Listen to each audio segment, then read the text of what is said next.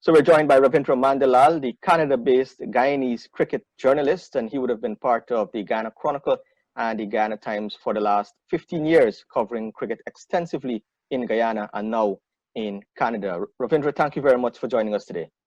Thank you very much, Avinash Ramzan. I'm delighted to be on your program here today.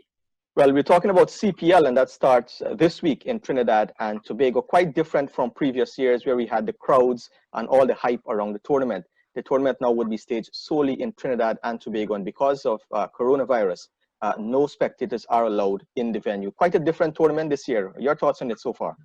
Absolutely agree with you. I mean, understandably so because of the COVID-19 pandemic. But we can still expect some great excitement, great entertainment from Ball One from Tuesday. And of course, from a Guyanese point of view, we're looking forward for Guyana Amazon Warriors to really, take up the responsibility and play positive cricket and come out as champion this year.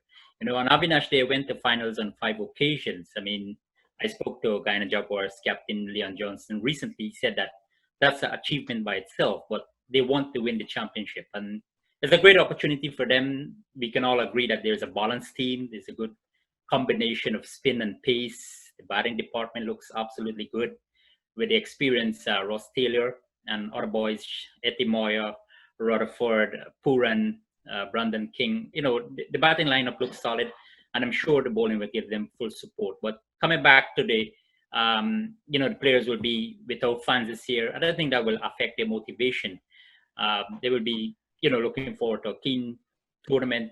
You have Trinidad will be at home, Trinbago, right. Knight Riders, they're taking on Guyana. So that should be a keen contest and a good way to introduce the tournament. We have seen the impact of the crowds at CPL, especially at Providence and in Trinidad, where, those two franchises are well supported by their home fans. Nothing of the sort happening this year. Do you see that having an impact on the quality of play that we'd see on the field? Yes, we can agree, because of the global crisis, one would definitely be missing out on the attendance at the ground at various venues across the Caribbean. Obviously, all matches will be played in Trinidad and Tobago, understandably so because of the COVID-19. Yes, the players will feel a bit down. I mean, that's my opinion. Yeah. You like to have that crowd behind you. You like to have that extra energy.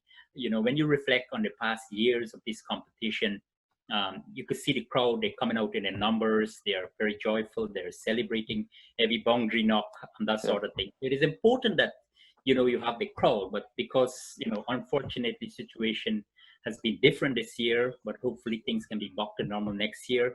It's very sad for the crowd. I mean, people love the cricket, they're very faithful, they're loyal to the team, respectively.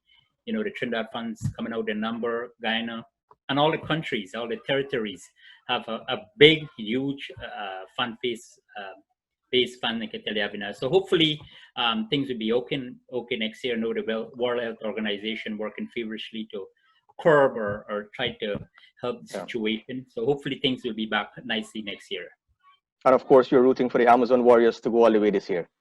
Obviously, I would have liked to play for Amazon Warriors from the tournament, but they said I can't play. I'm more a test batsman. I like to be patient. I like to be defiant.